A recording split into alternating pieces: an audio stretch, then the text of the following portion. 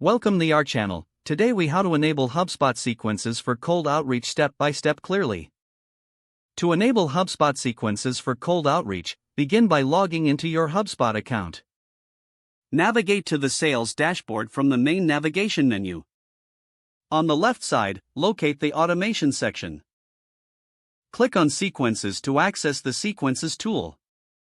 If you haven't yet created a sequence, select the Create Sequence button to start a new one. You will see a template with predefined steps. Customize this template to fit your outreach strategy. Add your email steps by clicking on Add Email in the sequence setup.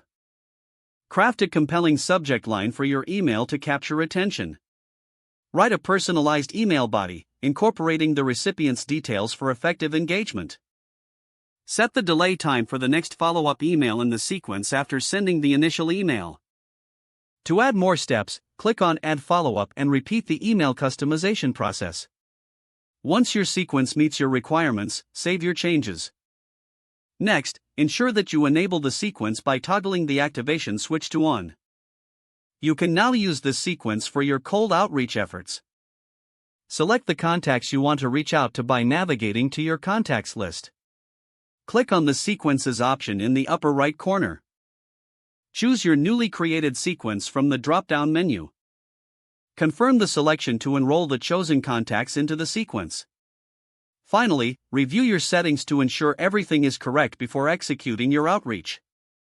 You are now ready to start your cold outreach using HubSpot sequences effectively.